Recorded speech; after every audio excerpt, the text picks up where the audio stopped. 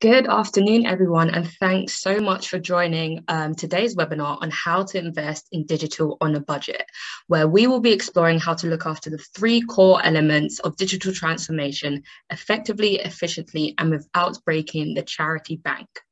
As we know, digital can change the way we work and act for the better, making organizations more productive, collaborative, and adaptable. But what digital transformation really comes down to is three important elements: people, processes, and technology.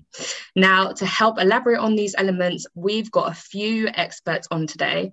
So we've got Lara Burns, Chief Digital Officer at the Scouts, who will talk to the people and processes. And we've got Solution Specialists, Andy and Jason from Dell, one of our discounted charity digital exchange program partners, who will conclude with some key money-saving tips on the technology side of things. So yeah, thank you everyone again for joining.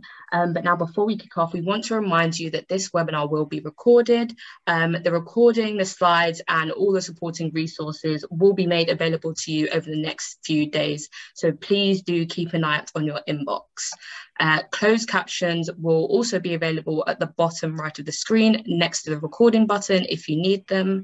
And for any questions about today's discussion, please pop them in the Q&A box. So you should see them at the bottom of your screen as well. And we will answer as many questions as we can at the end of the presentation. So once the webinar ends, you will be prompted as well to kind of give us some feedback. We love to hear your thoughts on how we can continue to inspire you. And yeah, without further ado, let's begin. So firstly, my name. So I'm Ashley. I am the Marketing Program Manager at Charity Digital and your host for today's webinar. And we also have Lara here with us. Hi there, everyone. Nice to see you. Thanks, Laura. And yeah, we have Andy as well and Jason, who currently have their cameras off, but we kind of see them. Oh, there we are, back on. Awesome, thanks guys. So yeah, we will kind of kick off now. So we will now start by looking at the first two branches of digital transformation with insight from Lara. So Lara has built her own transformation team, placing people and processes at the heart of Scouts' digital strategy and principles. So that makes her a great person to speak to today. And so thank you for coming on today, Lara. It's great to have you. Very welcome. Great. So first off, let's kind of start with what did digital or being digital mean and look like for the Scouts when you first joined? Yeah, I mean, when I joined, it was about 3 years ago. So it's October 19. We did have a digital strategy, but most of our focus was on a website. So we were redeveloping our website in quite a big project. And at the time, that was basically what digital meant. It was stuff to do with the web and not much else. One of my other challenges, and I appreciate that I still probably relatively have quite a big team compared to maybe quite a lot of people here. So we will address that later. But, I had a team of 5 people. And with the program of work that I was being expected to do, that was actually very, very small. I think the other thing was from a cultural point of view, a lot of people, again, were talking about digital, but all they were thinking about was, can we have a page on the website? Can we put this stuff on the website? So it was very limited in people's heads in their view of what digital really meant. And I always see digital as much wider than it's obviously not just about a website. No, exactly. And we will delve into that a bit more as we go through the next couple of questions. Next up, we are kind of looking at organizations' kind of digital principles. So how have the organization's digital principles and culture changed in the last 2 years? What new people, processes and tools have you invested in to best support both volunteers and young people today? Yeah, that's a fairly big question. So I'll try and cover some of it off briefly, but we can always come back to it if people are particularly interested in particular aspects later. Yeah. One of the big things that I did when I was sort of creating the digital strategy when I joined was actually, create some digital principles. And these are really important for us. We try and keep them as the sort of at the heart of everything we do. So some of them are really obvious, like putting people at the heart of everything we do, which is basically about being user focused. There are other ones in there, like we measure, test and learn, which is a way of saying agile without frightening people. But having what are some other ones? Other ones we have, for instance, are again putting data and insights at the heart of everything we do. So to digital people, these might be really obvious, and they are obvious and really basic. But when we're talking about digital strategy and culture through the whole organization, this is about introducing some of these things to other people in other teams who have no idea what really being digital is all about. And so for me, one of the really important things is making it really clear to people kind of the key things that we need to be doing and what we need to change. So putting those principles in place, continue reminding people about them, has been really important to us. And actually, I really love it. I always think it's a great sign of success when people kind of quote them back at you, and then you know that something is really working then.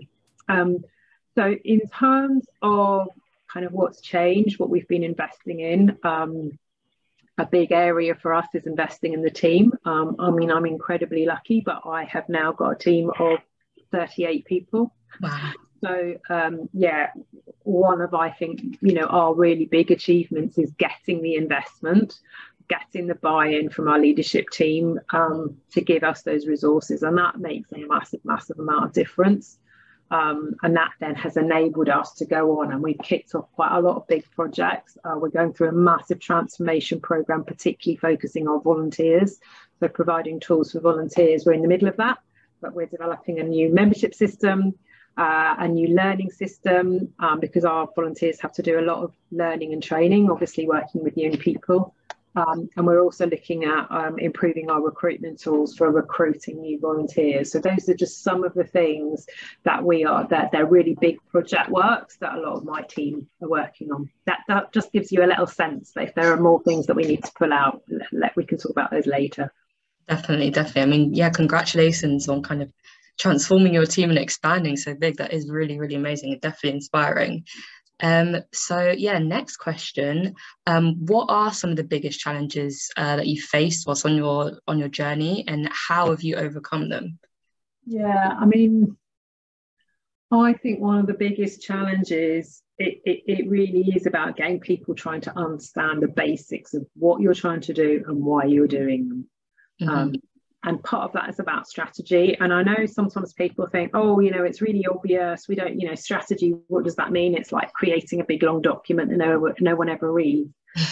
Sometimes it is that. I have a PowerPoint. I don't really like documents, but I update it as I go. But actually having something that you keep referring back to and going, this is why we're doing it. Now, whether that is, for our organisation at the moment, it is mostly about improving our volunteers' experience, so we can keep more volunteers, retain them, and recruit more people. Because without the volunteers, we can't deliver Scouts. Exactly. So it's really, really clear what our digital mission is and how it relates to our overall organisational mission. And I think for me, until you can explain it, that classic kind of, in a lift or in a sentence explanation of what you're doing and why you're doing it, I don't think you'll get very far. So for me, the challenge really at the beginning was getting that really clear, and then you have to kind of repeat it, and sometimes it means repeating it over and over and over again, and you might get really sick of the sound of your own voice of explaining what your digital mission is about. But believe me, maybe you need to repeat it, I don't know what the stat is, however many times, and then finally someone will be coming back to you and repeating it back to you, as I said, and that works. And that is a big challenge. I think the other thing that I've really learned is you need that continued engagement and communication. So whether that is with your key stakeholders, your directors, whoever's in charge of the purse strings, or whether that's with some of your key users, like for us, our volunteers, what I've learned is don't underestimate how much you have to keep talking to people. Don't assume that, once you get that project signed off, it's fine, just go and crack on with it. Because what I've found to my cost is when I haven't kept talking to people and keeping them on board and keeping them motivated, then you get people asking questions, or you get to a certain stage gate and someone goes, oh, why are you doing that? Oh, I don't understand that. And they put the brakes on. think it's particularly in charities where obviously we have a lot of governance, quite rightly. Yeah. And what I didn't do at my cost was keep doing it all the way along. I kind of waited until I was at a big stage gate, and then was really surprised that I had quite a lot of the challenge. So for me, that is really, really important. And, it's a classic thing, isn't it? We talked about people and processes. That is about people and process. You could be talking about anything. It isn't really about the tech. It's about engaging with people. But particularly with digital, where you're often introducing new stuff to people that might be challenging for them because they don't understand it or whatever reason. Doing the comms and doing the engagement is absolutely 100% the best way to really help and make sure that you get to where you're wanting to get to. That's awesome. Thank you. Some really great insights there. I'm sure people have loads of questions kind of toiling away right now. But yeah, we'll move on and again, answer any other questions that may come up in the Q&A section at the end. So next up, what smart steps should small to mid-sized charities be taking to efficiently be more digital today? Yeah, I mean, this is really difficult, but I think, there are 7 things that I've thought about when I'm moving through our digital transformation. And I think they're kind of applicable at whatever level or size your charity is. So the first of all, I've kind of mentioned it before, leadership and sponsorship. Make sure that you're really clear on who is going to lead this stuff and who's going to sponsor it. So whether that's a director that gets it and is going to be having your back to help you push things forward, getting other people to help own what you're trying to do is really important, so that it's seen as central to what your charity is trying to do. It's not just the add-on extras over here at the side. That's really, really critical. Engagement and comms, I've mentioned that already. Tell the story of what you're doing all the way along. That's really important. Investment, unfortunately, that is going to be always difficult, particularly in small and mid-sized charities. So you've got to figure out, and we'll come to that in a bit, but how you can get any money, how you can get around the fact that you might not have so much money. Prioritization, I think, is really key. I think often and I've been a victim of this kind of, sometimes it's I've been a victim of our success, so that people think, oh yeah, they're doing loads of great work in the digital team, and then we just get more and more stuff thrown at us. And I'm like, whoa, we can't do all of that. So having some kind of prioritization matrix, some way of making decisions, some way of saying, well, yeah, those are all valid ideas, but we're only going to do this because it's come up on our prioritization matrix first. That's really important. I've seen that happen in a lot of other organizations. Team, you kind of ideally need a team, or you need to figure out how your resources are going to work. And again, you need to invest in how you're working with your team. I don't mean investment in money, but these people are often moving at pace. They're often got a lot of different pressures, priorities, etc. You need to look after your team. Really, really critical. And culture, again, think about the culture from the overall organisation point of view. Don't just focus on what is going on with the digital team or the digital person or whatever. You've got to think about the kind of changes that you want to start seeing across the whole organisation. Because if other people are owning it and doing stuff, even if it's in small ways in other areas of the organisation, it will overall help you with your digital transformation. Yeah, definitely. Gosh, so much to pick out from. I know they already had some great questions in the chat, so yeah, do pop them into the Q&A box at the bottom of your tab, and we will get back to that at the end. Thank you. Next question. So yes, this is probably the biggest question. Most charities are obviously probably operating on a shoestring, particularly in the aftermath of COVID, and you've got our current kind of cost of living crisis. It just isn't making it any easier right now. But where would you advise charities look for funding for digital transformation? Yeah, I mean, there isn't an obvious pot that is just sitting there waiting for people to go and get some money from. Unfortunately, there are a few places that I would look. I think, using things like Charity Digital, where we know you've got a number of deals with a number of partners on various different technologies. I know we'll talk about that later, really worth looking at. There are organisations like CAST and their associated organisation Catalyst that have a lot of resources which help you think about what you're trying to do in design in digital. They have, kind of case studies, examples from other people, and they also have these things called design recipes where, for instance, there might be a particular problem that you're trying to solve as a charity from a digital point of view that other charities have already gone through, so you can use those. And I would really look around at reusing other people's resources. We all know that in the sector we're quite nice people. We like sharing. So, if you see another charity that's doing something that you think, yeah, that could really apply for us, maybe see if there's a way that you could partner with them. I think,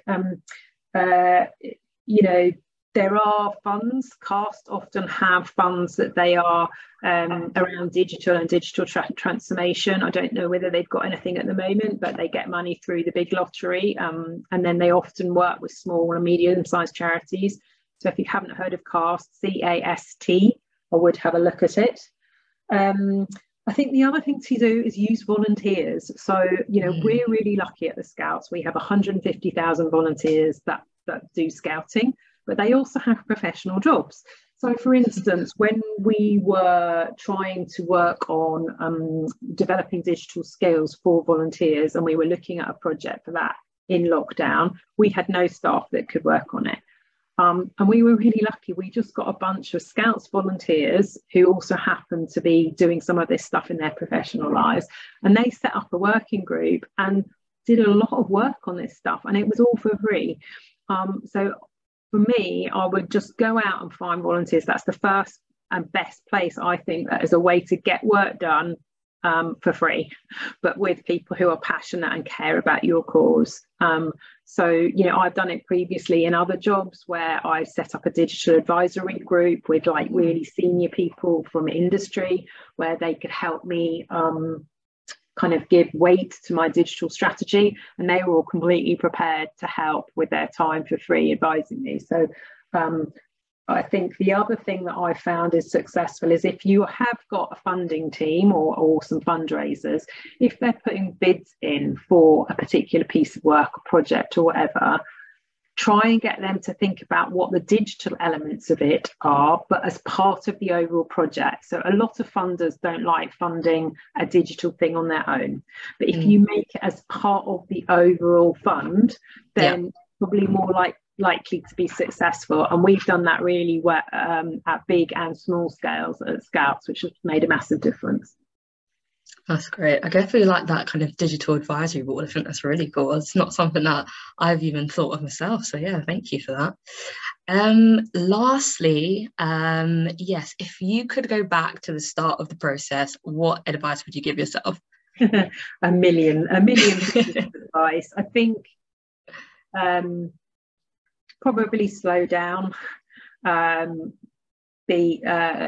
not to do quite as much. I'm always really ambitious and I always want to do a million things, and I think it's being realistic about what you can achieve and maybe focusing on a couple of things and doing those. It's classic thing, do a couple of things really well rather than trying to do a million things not so well. So yeah, I would just keep it simple would be my advice to myself and to others. That's great. Thank you so much, Laura. It's so interesting to learn from all your insights, your experience. Yeah, I'm sure, again, I know people have probably got so many things that they want to ask, but yes, we will have the Q&A as a reminder again at the end, just to walk through things. But yeah, thanks again, Laura. It's so clear that, people and processes play such a big role in digital transformation and the digital strategy. So yeah, it's not all about tech, but of course, obviously you can't escape tech in this conversation. The devices, the software, the infrastructure that a charity chooses to use will either enhance or hinder their digital transformation journey. So this is what we will be looking at now. So moving towards the digital side, so looking at the role of technology in your charity's digital transformation. So from our conversations with charities, many people do struggle to decide what technology is right for them, especially when the question of have we got enough money for this comes up. You know, have we got enough money to invest in these new technologies? So really interesting fact as well that research from Charity Digital Skills Report showed that finding the funds to invest in new devices, software or infrastructure needed was highlighted as the third biggest challenge that charities face when it comes to digital technology. So yes, to help you solve these kind of queries, we're going to now talk about kind of key tips for choosing the right technology and explore how you can find and access non-profit tech discounts. So yes, people, this is what we've been speaking about a lot with Lara. So people are at the heart of digital transformation. Digital transformation is 80% people, as we've spoken about. So much is about the people and the processes, but of course it also is 20% tech, being a digital kind of transformation process. So everyone from donors and users to your board of trustees, it needs to be with you on a digital journey. So a people first culture can really make or break an employee's trust, satisfaction and engagement from one company to another. So yeah, it's really all about people buy-in when it comes to digital transformation, and that's across the board. You know, of course the Scouts, you know, stresses digital first, talking about kind of with their strategy, their digital principle strategy, about, you know, putting people at the heart of everything they do. So yeah, it's so important. So next slide, please. Awesome. So yes, so the right technology can help you to engage with a charity's key audiences. So these were just some of the key facts and stats that we found from the Charity Digital Skills Report, as I mentioned before, and also some other few reports that will also be listed in our resources after the webinar on our landing page. Digital for beneficiaries. So it was found that 73% are planning to continue delivering digital services, 71% are offering services with a hybrid delivery model digitally, and 45% of charities had to provide their users with devices, data or support to get online or access services since COVID. And now when it comes to digital for donors, you can also see that half of charities see digital fundraising as a priority. You've got 72% of charity leaders have introduced or are planning to introduce new methods of giving, and 36% of people say they would donate more if it was easier to do so. So you can just see the benefits here of, you know, using the right technology and digital tools. So as we kind of look at thinking as well back to what we were saying about people and processes, it's important to kind of question whether your tech is supporting your organization's people and processes. So these are just a range of questions that we think you should be asking yourselves to ensure that your chosen tech is effectively supporting those people and process branches that make up such a large part of your digital transformation journey. So looking at, you know, organization needs. So do your workforce technology systems work together effectively? Looking as well at individual needs. So are your employees able to effectively collaborate with the technology that you have provided them? So yes, also, if we move on to the next slide as well. So this as well is an example of what the right technology can do and support, and how it can support your people and processes. So the right technology can improve productivity and well-being, allow teams to collaborate, reduce any areas of frustration from old and slow technology.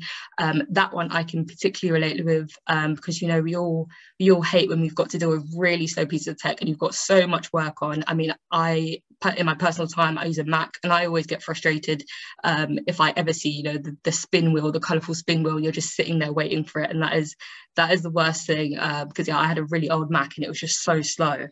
And also, if we look towards kind of how the right technology can support your organization's processes, so cybersecurity is particularly important, especially at a time when many charities are working from home and or at the office.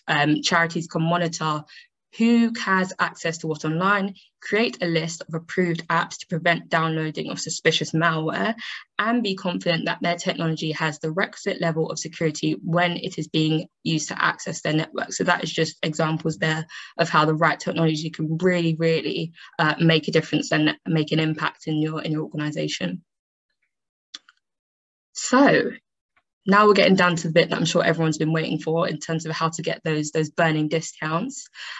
So here at Charity Digital, we have the Charity Digital Exchange, and this is all kind of boiled down to the fact that we are a UK partner of international non-profit network TechSoup. So Charity Digital provides registered charities with technology donated by some of the world's biggest tech companies at a much cheaper rate than usual on the Charity Digital Exchange website. So I will now pass on to Andy and Jason, solution specialists from Dell, to tell you more about how you can get great tech at a discounted rate. You had me very inspired there, and so inspired that I actually dug out my scout shirt because I am actually an ex-scout myself. And it was great to hear Lara talking about organisations and how volunteers help, how people can change their job roles. I'm now actually 18 years into Dell coming up, so it's been very interesting, but Scouts are still close to my heart, and I've got a lot of charities that are close to my heart, and Dell as an organisation as well does, and obviously that's important that we can try and bring at a cost-effective price and make sure that the right tech is in people's hands. Lara, so this is my second shirt. I do have a lot of badges. We'll probably have that answer that in the poll later on. So Andy and I are both going to have a little bit just chat about what we can do to try and bring things in, obviously through the Charity Digital Exchange and the discounts that can be offered as well from a Dell perspective. It's interesting to note though, some of the points that came up there are amazing. It's all about people. If you'd asked me that back when I was wearing this shirt way back in the day, what kind of tech that we had in people's hands, it was not a lot, to say the least, and it was very expensive. That has changed over time. Tech's now designed around people. Back then, it was just a standard laptop for everyone. Now we have a whole range from mouse to data center. So let's dig into the meat of it. Mr. Bone, do you not have your shirt on? I don't know. No, I think I dropped out at Cubs level, actually. So I apologise for not being a stalwart there. But I did do the D of E. So, you know, I again, involved in charitable causes all through my life. And in fact, just a couple of... They call me the stats man at Dell because I come out with lots of random stats. We have actually supported over 18,000 non-profit charities throughout 2021 with a lot of our volunteers. In fact, our volunteers have put in 516,000, so 216 years worth of volunteer work across the globe in 2021. So we would love to give everyone something, but you know, we have got practices and principles in place that we roll out across the globe to support as many organizations, non-profit organizations as possible. In fact, we've got digital labs as well that we drop across the globe. They're really clever, those digital labs, where we drop technology into deprived areas to enable them to have digital content and STEM projects to enable them to thrive and grow. And that's one of our key words, isn't it, really, Mr. Crawford? It's about thriving and growing with that technology brings with it. Now, I am going to put my hand up here because I'm really shocked that we've only 20% of the equation is about tech. Now, if we take away that 20%, the people,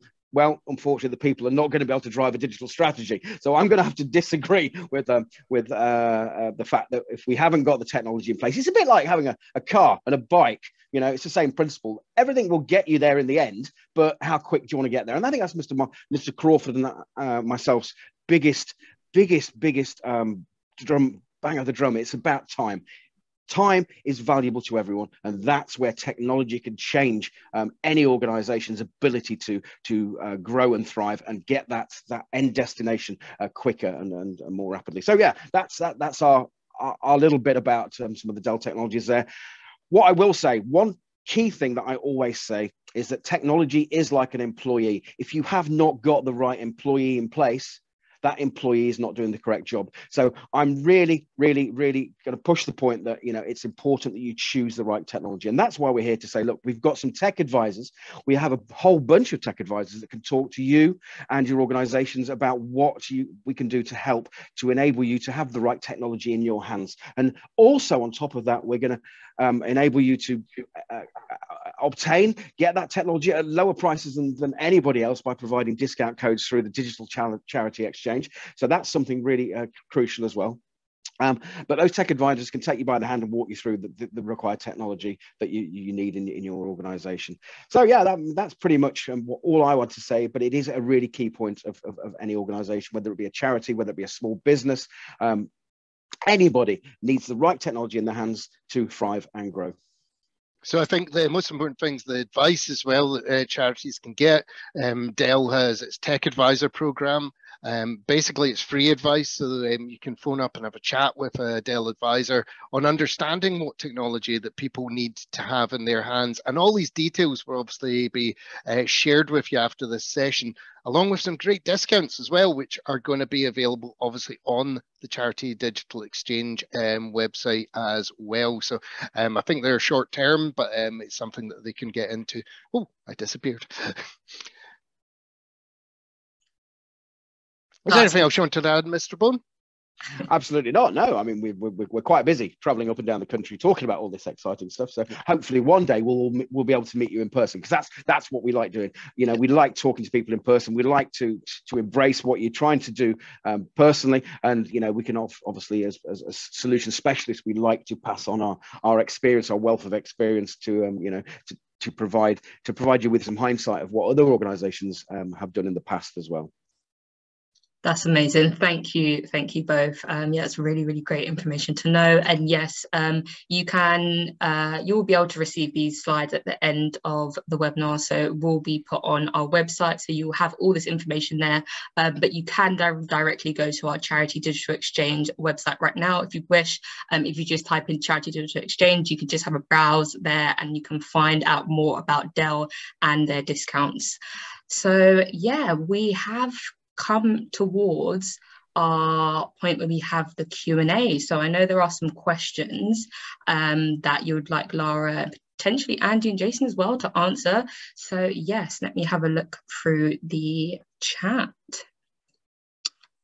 So we do have one question here as well, particularly for Lara. So they're asking you, Lara, if you can detail some of the recruitment tools you've been using. I'm sure that means to kind of get people on as a digital transformation team. Yeah, or maybe someone can clarify, because I also talked about the recruitment tools that we're using to get volunteers in. So I don't know whether whoever asked the question for volunteers. We are actually developing kind of bespoke front end onto our overall volunteer membership system, which is sitting in Microsoft Dynamic. So that will be very specific to volunteers and the volunteer journey that we're hoping to look at. In terms of recruitment generally to the team, I guess we're doing everything that everyone else does, or there's not a specific tool. You know, it's a pretty tough market out there, as everyone knows who's probably trying to recruit. You know, LinkedIn, I think, is easily the most successful for us. We try not to use agencies unless we really have to, because we can't afford them, like most people in charity sector. So LinkedIn really works for us. We know that people kind of watch out on Scouts for new jobs coming up. And, you know, I do personal posts. So again, because I've got quite a lot of people that follow me or either on Twitter or on LinkedIn in the wider digital space, I know that if I post a role, it gets quite a lot of attention and then people reshare it. Where I've been looking for specific kind of roles, for instance, you know, data analyst type roles, I will also then reach out to people I know across the sector who are maybe, you know, already working in that space, and ask them to also share and retweet the opportunities. So, you know, someone who's a data person, get them to tweet it and share it with their network. I find that really effective. But yeah, I don't have any amazing tips for recruitment. It's really, really tough at the moment. I hope that answers the question. I'm not quite sure. We don't use specific tools as such. Yeah, no, thank you, Laura. That was really, really helpful. Yeah, I think as well, there also is another question. I believe it's directed at you. So it says, of the 5 digital pillars, social media marketing, website email marketing, SEO and paid, what would your priority areas for a small charity taking very early steps into digital be? I haven't heard of those digital areas. I would say they're all to do with digital marketing. They're not digital in the wider sense. I think, as someone commented earlier, actually, I would put website first, because if you don't have a good website that is effectively your front window, your front door, your shop window to the world, whether you're trying to get volunteers in, whether you're trying to get funding in, whether you're trying to attract people to the services that you're offering, if your website doesn't explain what you do and it doesn't look attractive, there's not much point in doing social media marketing, paid marketing, SEO, whatever else, because ultimately all of those things will really be direct into the website. So I definitely start with the website before you worry about anything else. Yeah, no, that's great. That's great. Thank you. There is actually a question here for you, either one of you, Jason or Andy. So it's saying, with the Dell 20% discount, how many devices, for example, laptops, can you purchase in the one order per year? Actually, it's broken down into, we give away 8 vouchers per year per organisation, and 5 units per voucher. So that brings it to the 40 units for the year. So that's for a small organisation, that's might just fit the bill. But if it's a larger organisation that requires a little bit more help, what we've also got, Dell Technologies actually has its own financial institution, its own bank. That's called DFS, not the furniture store, but Dell Financial Services. And Dell Financial Services can actually look at lots of different scenarios with any organisation. And in fact, sometimes we can actually move things away from a cost aspect to more of take it out of a capital cost to an operating cost. So that is something really that is advantageous to a lot of companies. So they know exactly where they're going to be and how much they're going to spend on their technology throughout the year, or plan for the next year. Per head, per seat, that's how much that technology is going to cost them. So that's a really good option for some organizations to look at if budgets are really tight, and it actually comes in cheaper than actually buying the technology in the first place, which is, that's a win-win. I would rather pay less, obviously, for more, and that's what we actually provide. That's awesome. Thank you, Andy. There also is, so we've got another question. I believe this might be directed at Lara, but it's, what are the core roles or skills? Sorry, it's just the way it's worded. What are the core roles or skills are essential to have within a digital team for a small organization?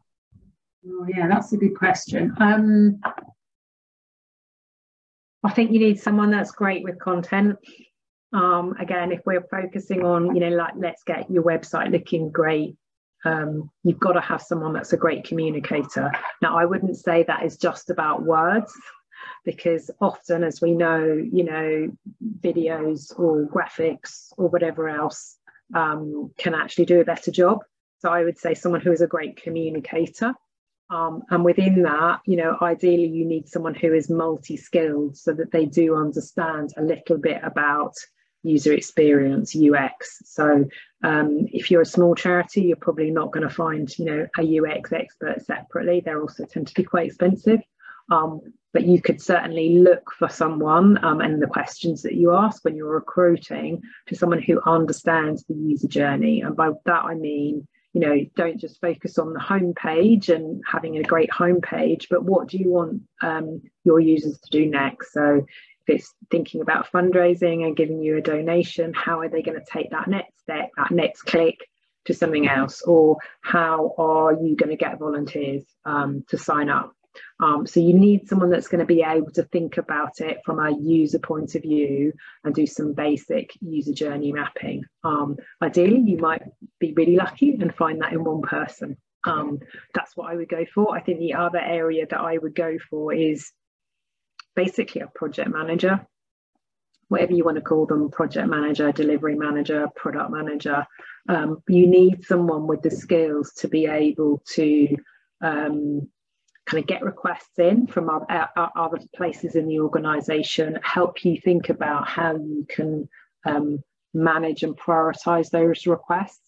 And then obviously once you get projects going, even if it's a mini project about making some changes on your website, you need someone to help steer you through, to make sure they're talking to the different people and moving things along. I was a project manager. That was my first ever role, digital project manager, many moons ago. So obviously I'm going to rate project management above everything else, but project managers get things done. And I think when you're talking about digital, that the way that you will get more investment is by getting things done. So do a little bit, do something really well, make sure that the right people at the top see that you've done it well, and I guarantee you they will start opening up the purse strings. So I mean, and then again, that's a classic agile thing, you know, do things little and often. But that's probably the two areas. If you've only got, you know, 2 hires, those are the skills that I would go for. Hope that answers the question. Oh, you're on mute, Ashley. Oh, that is typical, isn't it? Yes, so we do, speaking of today, talking about like roadmaps and user journeys, someone has also asked, how would you describe the roadmap for digital journey for a small, medium charity? Oh, that's some really difficult questions. Putting you in the hot seat, Laura. I don't think there is a single answer on that. I think it's absolutely got to be dependent on your own organisation and where you're starting from and what else the organisation is trying to do. So I would say you have to create your roadmap based on where you are and where you're trying to get to. So again, you might have a small charity where, you know, the stuff that you're trying to do digitally is got to be totally focused on fundraising. You know, you need to get the money in and you need to be using digital means to do that no matter what. So your roadmap will be very much focused on, you know, have you got the tools and the technology in place to do digital fundraising? Have you created really good user journeys? What does your social media look like, etc., etc.? You might have another charity, which is, I'm trying to think of a really good example. I don't know, a youth charity, which might be trying to use digital tools to get young people involved in a particular activity, sporting activity off the top of my head. And you might be using digital to say, how are they going to get involved, creating a community, I don't know what. That's completely different. And that's the point, is that, you know, digital can solve anything. I think we all know that. You know, there is always going to be a digital way of doing things that will improve what you do. That doesn't mean it's digital on its own. It could be digital but involved with offline things, you know, like scouting. However, it's always going to be different. So I think it's just like, what is the big question you are trying to solve? What is the big problem you are trying to solve with digital? And then create your roadmap.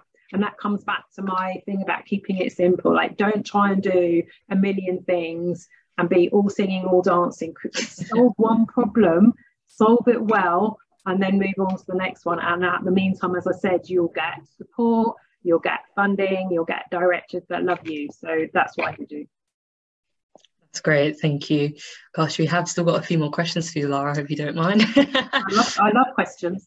I can't say I'll always answer them very well, but I'll try my best. I'm sure you will. So yeah, there is one question that's got quite a few upvotes. So it says, as a charity looking to reach those who may not have access to digital, how have you approached integrating digital with offline methods of communication or service delivery internally to make sure people aren't excluded? Yeah, okay. I'm just trying to think about there's different aspects to that. So if your service users are not very confident with digital, I think that's what this is about. So you can't create a digital only service where people are just offline. I mean, we have that issue at Scouting. A lot of our volunteers are older and don't like digital, don't think it's relevant. Obviously, a lot of the stuff they actually do with young people is not online. So part of it is about starting to give them more confidence with bits of digital that could make a difference. And I mean, when I was at Age UK, you know, obviously a lot of older people are not online at all, and so we had this all the time. And the classic thing that all the work I've ever done in digital skills has shown is you've got to think about individuals' motivations as to why they might want to get online. Now, obviously, if you're thinking about older people, it might be that they want to be able to use Facebook or whatever, Zoom, to talk to their grandchildren who live in another country. You know, and a lot of this stuff, you know, we really saw in action during COVID. It might be that someone is really keen on photography, and so you get them to use a digital camera.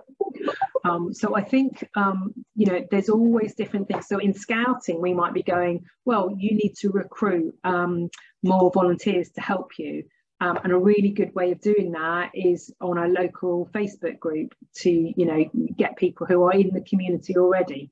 So maybe you should start learning to see how you could just start posting things on Facebook locally, for instance. It's always about getting into people's individual motivations and then taking it step by step. The other thing that really works is having digital volunteers, digital advocates. So someone who is often only a little bit more confident with digital to talk in the language. So again, you know, scout volunteer, for instance, to show them how to do something. That works really, really well. I think overall, you know, we are still in the age where, yes, you have to develop services that have an offline version. You know, we cannot exclude people, and it does tend to be people who are older often, for instance. We know that, so we've got to be really careful that we have some way of doing that. Often that's by proxy, so you could build a digital service, but you make sure that you've got volunteers in place who might sit with your service users and take them through the digital service, but the older person, for instance, is not actually the person that's typing stuff in. They are sitting next to a volunteer who's helping them. That's the way that I would approach it.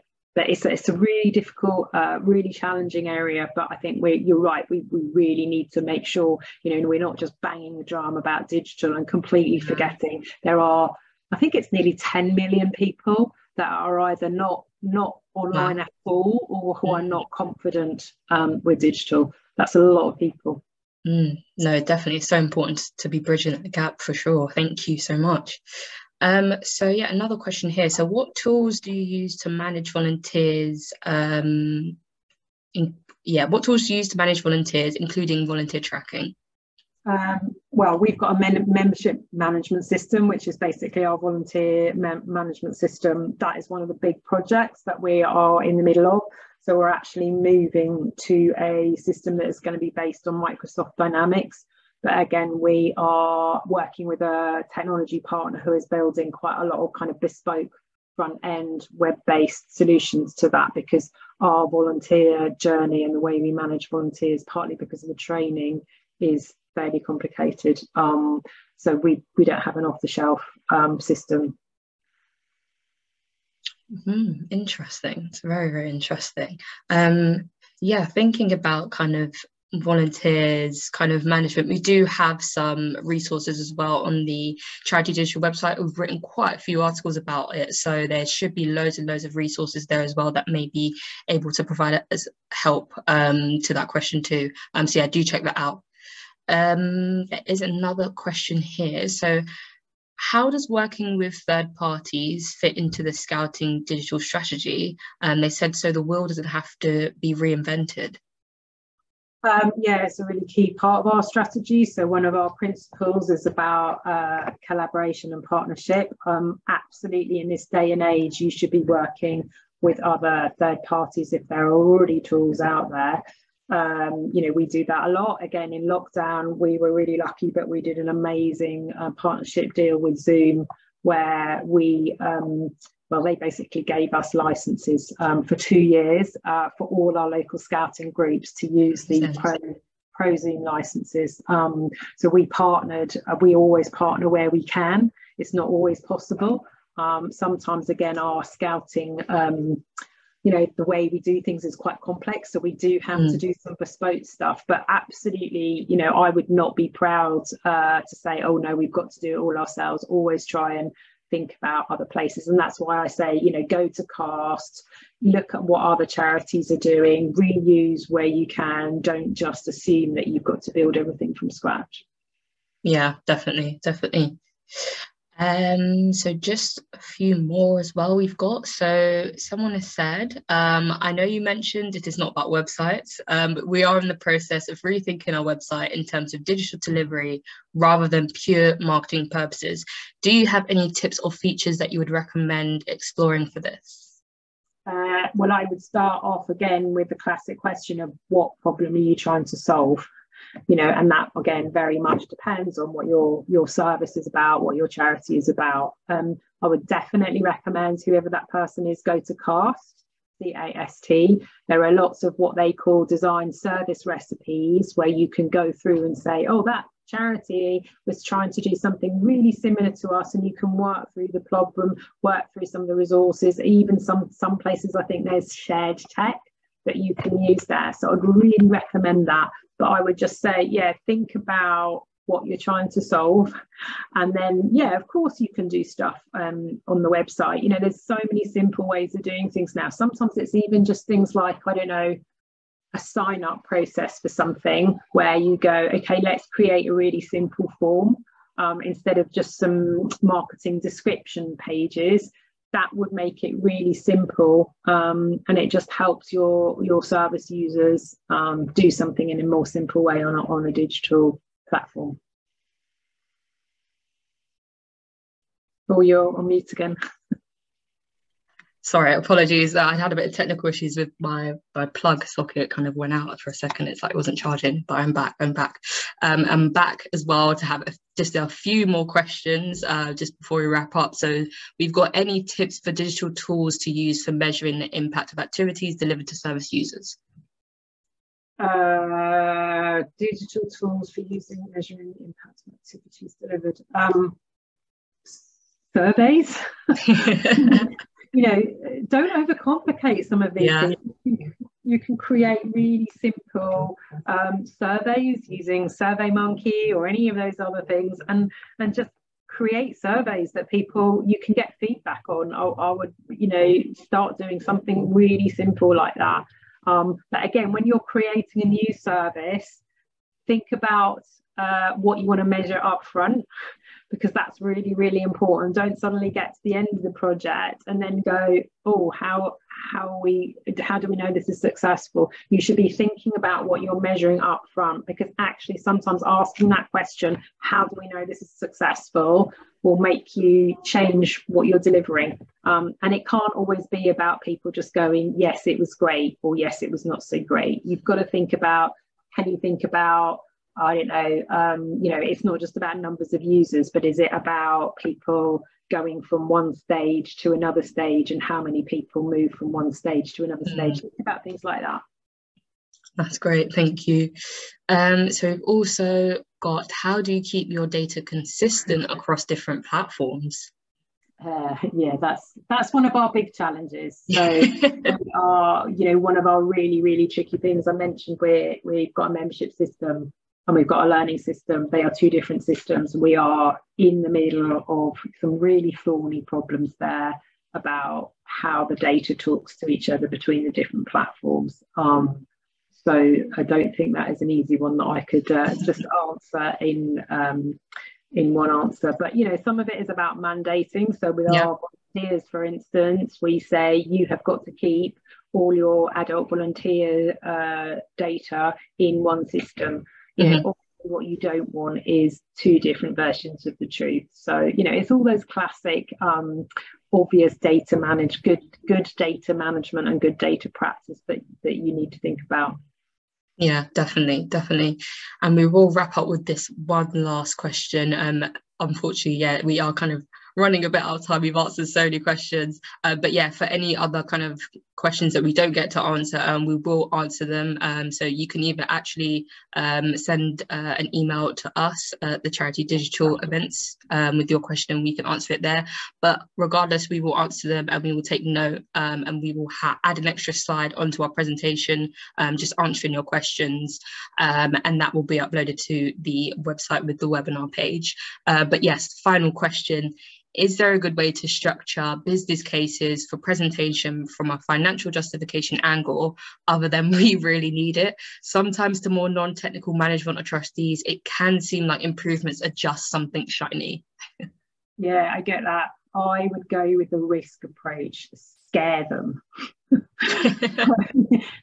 What might happen if we don't do this thing? So we don't get enough funding in, the charity dies. Technology, we get a cyber attack, or someone steals all our data, whatever it is. I'd say that works really well with trustees. You put them, you list all the risks, and you risk what might happen if we don't do this thing. So it's not just about it's cool, it's a new website. Do it from a risk-based approach, which is that is what a trustee is there to do, really. They are there to help manage the risks that a charity faces. And if you can express them in those senses, not from a techie point of view, but this thing might happen, and this is why the new digital thing is going to help mitigate that risk, that is the best way I have found on a million different projects that really works.